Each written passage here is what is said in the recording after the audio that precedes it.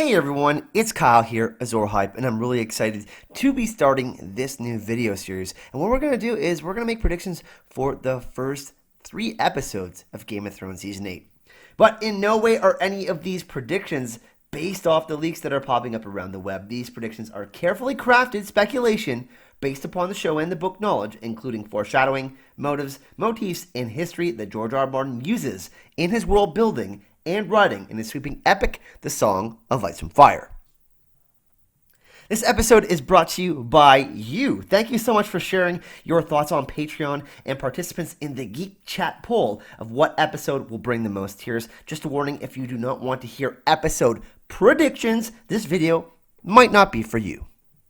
So let's jump into episode number 1 called Home. It will be directed by David Natter, and it was ranked only as the 4th in our poll, and that was a bit surprising given that we're going to get a lot of reunions in episode 1, Game of Thrones Season 8. And we finally get the return to Winterfell for Jon with all of his remaining family and a few others. I really hope we get a chance to see White Harbor, but at this point, I think that it is maybe just a fanboy's dream. Rest in peace, Wanderleys and the Wolf's Den. You have now been sacrificed by the show. Jon and Arya, I'm not even going to lie. This is my most anticipated moment of the show for Game of Thrones Season 8. Probably Jon and Arya have not been on screen together since the first season. Both have had long journeys to get to Winterfell. And yes, I will be tearing up at what I hope to be a very touching scene. I really hope it does take place in Arya's old bedroom. That would be awesome. It was the last place that they were together when Jon presented Neil to Arya, and I think we will get a lot of callbacks in scenes from the earlier seasons of the show. Another one that we have to look forward to is Jon, Sam, Gilly, and Little Sam. Jon sent the trio plus Maester Aemon to the Citadel back in Season 5, and this will probably take place in the library at Winterfell. Bran will be present for this reunion and will be a very big part of the reveal of Jon Snow's true parentage. Then we get the reunion of Jon and Bran. This will be worked into the above scene with Sam. Another awkward explanation of who the three-eyed crow is. Jon doesn't know this yet, but I'm sure there will be some explanation for that. Jon and Sansa is another one we have to look forward to. Jon will find out that Sansa has fulfilled her duties as Lady of Winterfell with all the preparations for the war to come. And this will likely take place in the courtyard of Winterfell. This will be an interesting scene because the entourage that will be with Jon, she eyes Tyrion and Dany as dragons fly overhead. Now, Jon and Ghost, please, we need this scene, D&D. We need this scene. We need a scene, actually, where Dany meets Ghost for the first time, kind of similarly to how Jon met Drogon. And I think that we may get some sort of similar scene with Dany and Ghost in the show. But yeah, hashtag free Ghost, everyone, in the comment section. We definitely need this scene to happen. Of course, another reunion that we need to see is Sandor and Arya. She thought she left him for dead. There was a certain fondness that developed between the Hound and Arya. Even though the Hound is on her list, Sandor is not. I hope that there is some dialogue to this effect. Sandor saying, the Hound died that day, you left him bleeding. Sandor is all that remains. That would be really cool to have that touching moment between Arya and Sandor. Sandor and Sansa, hello little bird. After all that Sansa has endured, the horrors that she has seen, I think she, like Arya, will have a fondness for him. He tried to protect her where and when he could. Tyrion and Sansa, finally, we get a husband and wife reunion. Yeah, I said it. I'm putting it out there. Sort of hard to predict this one, though. Tyrion always tried to protect her and attempted to keep her safe from the game she was ill-equipped to play at the time in King's Landing. The last time they were on screen was at the Purple Wedding, and she was rushed off by Ser Dantos when Tyrion was seized at Cersei's command for kinslaying. Also kinslaying, because Joffrey's his nephew, but it should be a heartfelt reunion, much like her and Sandor's reunion as well. House Greyjoy. I'm really looking forward to this one. Theon will be sailing towards Essos, attempting to locate Euron Greyjoy and his fleet, his crazy uncle, in a desperate attempt to save Yara. Euron will be loading the Golden Company for transport to Westeros, and Theon will devise a plan to covertly save Yara without tipping off the Golden Company. In a mirror what happened to last season, this time he'll jump overboard with Yara and get pulled to his ship that is fully rigged, catching wind, leaving Yara behind, staring and dumbfounded as to how Theon rescued Yara this time. That would be cool. On the King's Road, just short of the north, Bronn will catch up to Jaime Lannister and have a great quip of, "What? I wanted a bigger fucking castle." They will definitely continue north to Winterfell. And I think that that's actually going to be a really interesting reunion because Jerome Flynn and Lena Headey, they don't like each other. So I think that Jerome Flynn is going to have to be in scenes with Nikolai. Back in Essos, in the Shadowlands, beyond Asshai, Melisandre and Kinvara are loading up the fiery hand, the army of R'hllor, the 1,001 soldiers.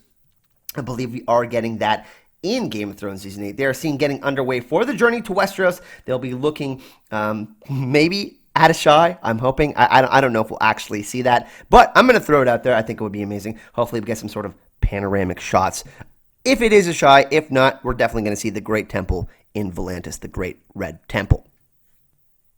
Also, we will see the Night King and his army being shown on the move and hitting Castle Black. Castle Black will take place at the end of the episode and will show the fall and retreat of the Night's Watch and the Wildlings at the Wall. I think we will have lost a few Brothers of the Watch by this time, most notably Dolorous Ed, the default leader of the Watch at the moment, and the remainder retreat to Winterfell ahead of a slower moving Night's King. Remember, the Night's King is going to go to some other spots in the north and probably conquer those castles. Final scene will be the Night's King's army moving towards Last Hearth. And that will be episode 1, I believe. That's how it's going to go down. So, episode 1, home. That's the prediction. I think that's what the episode is going to be called. Episode number 2, Threat to the Realms. And this one is actually going to be directed by David Nutter. This one actually ranked last on the poll. Understandably, given that this will be a plot-driven episode to kind of move the storyline forward. I don't think there's going to be a giant battle in this one, but Jaime and Bronn are going to arrive at Winterfell. I think that's going to be a huge scene because of what Jaime did to Bran and, everything that has happened with the Lannisters and the Starks. Jaime and Tyrion will meet in the courtyard of Winterfell, and this exchange will most likely consist of Jaime telling Tyrion of Cersei's moves to keep her army in the south. Tyrion will have expected it somehow. Cersei and Tyrion may have had a conversation. Bronn and Tyrion will also get together, and I think this is going to be actually a pretty witty exchange between the two, and with Tyrion saying, "Good to see you, my friend." I think that, they both really care about each other. This is going to be another really big fan service moment. I'm actually really excited for this one. Tormund and Beric reveal that the wall has been breached and the return with the survivors of Eastwatch. Tyrion will usher them all into the Great Hall where everyone will be making a battle plan, and this is where we will get some uncomfortable reunions. In episode 2, Jaime and Bran will have an interaction. Jon will be angered to learn of what Jaime did in season 1, and Bran will explain that it had to happen for him to become what he is, to open his third eye. And Tyrion will also defend Jaime as he is present now, and he is there to fight for the realm. Jaime is ready to make a sacrifice.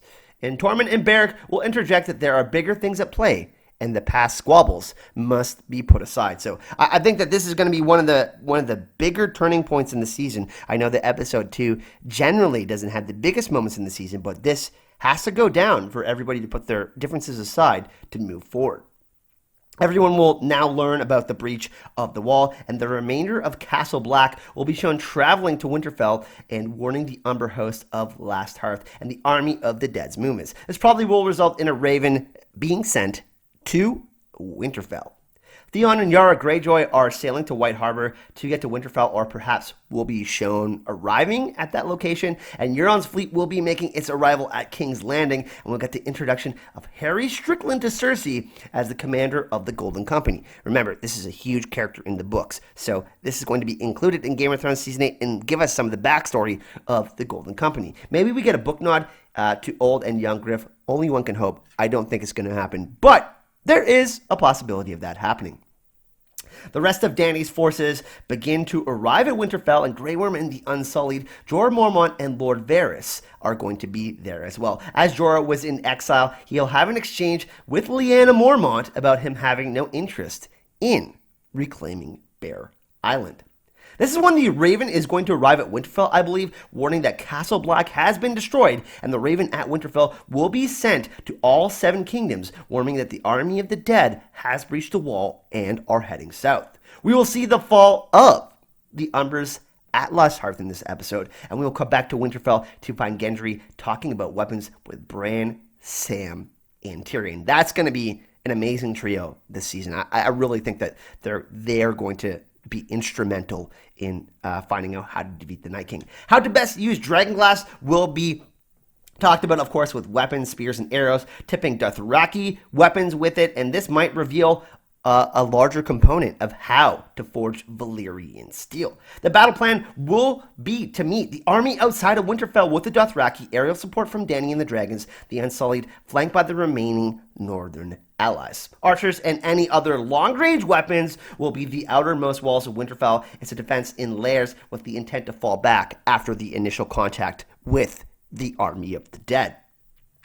As the Winterfell battle plans are being made, it will eventually become apparent that not all combatants need to be evacuated from the castle. And we are talking about people like Varys, Sam, and Gilly, and a handful of others, and those not at a fighting age. They will need to head south with a small contingent of armed men, perhaps to the Twins, maybe Greywater Watch. Please give us Howland Reed, by the way. Or, I think, probably the best option, the Eyrie, since it has the best defense as far as the castle goes. Sansa will be offered to go south. She will refuse, saying, "Winterfell is my home," and a lone wolf dies, but the pack survives.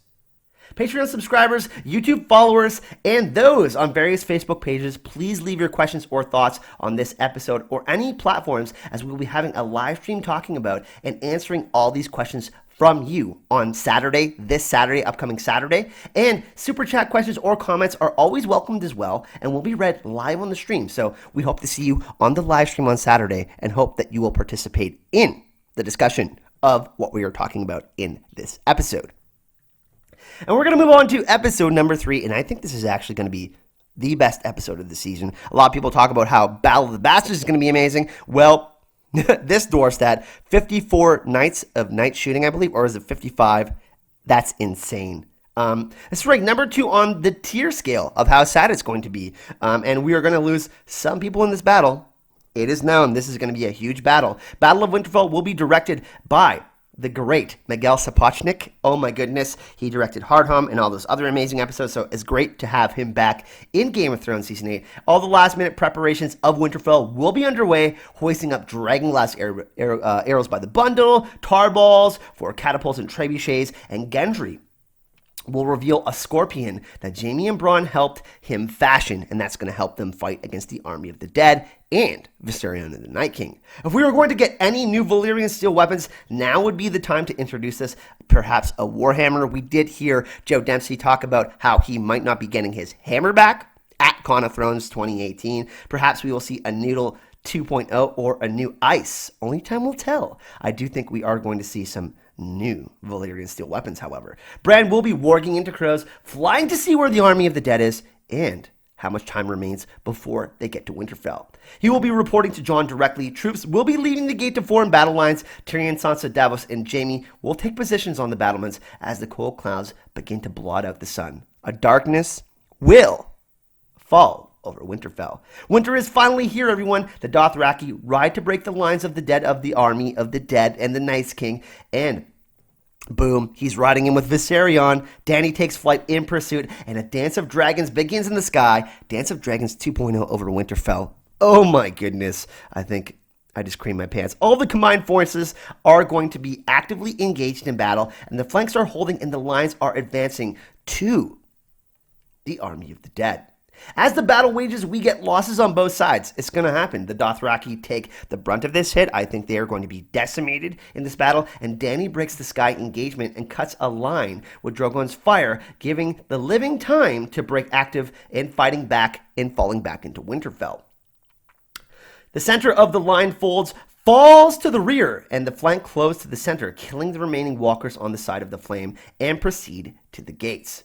Dany will then resume the air combat against the Night's King, and at the gates are main players with Jon, making sure everyone is left safely in the gate before closing the gates of Winterfell. I think this is then where we're going to see a horse-mounted walker come in and swing on Jon, and Jorah takes the blow and is mortally wounded. I think that Jorah Mormont is going to save Jon Snow's life. He knows that Daenerys and Jon are in love, and they drag him in, and the last of the living make it into the gate. And it says, "Promise me, Jon, you have to watch out for her." So it's going to be maybe a little bit back of a Tower of Joy scene. I think that we're going to get some repeat moments in Game of Thrones season 8. I could see Jorah saying that to Jon. And for some reason, the Night's King won't engage Winterfell, distracted by the two living dragons, maybe, or it could be the old magic of Winterfell is still working. We've got to remember that Bran the Builder did build these magical castles, and I think that we are going to find out about these spells that were within the wall and the other magical castles within the Song of Ice and Fire in Game of Thrones. Dany puts down in Winterfell to find Jon's over Jorah's body, and Bronn from a far tower puts a flaming arrow into the ground and ignites what was the field of battle. Nice callback to the Battle of Blackwater. We are going to see, like I said, these repeat moments from earlier seasons repeated within Game of Thrones Season 8. Here we have a split. There are a few ways that this can go. Choose your own adventure from here. Let us know in the comments what you think is going to happen at the Battle of Winterfell.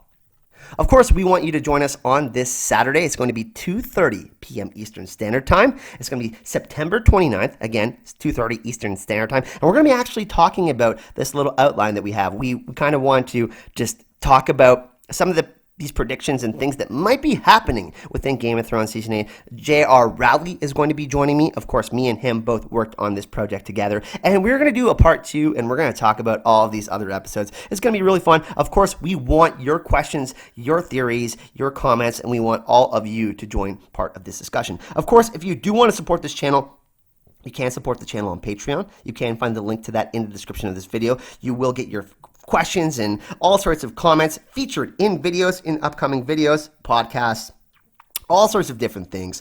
And if you do want to reach out and talk about your predictions for the first few episodes of Game of Thrones Season 8, let me know. Reach out to me on Twitter at Ahype. You can find me on Facebook at Ahype, or you can subscribe here to the channel and, like I said, leave comments in the comment section. So hopefully you enjoyed this video and are excited for the next video in the series. I will see you all in the next video. Hype and love.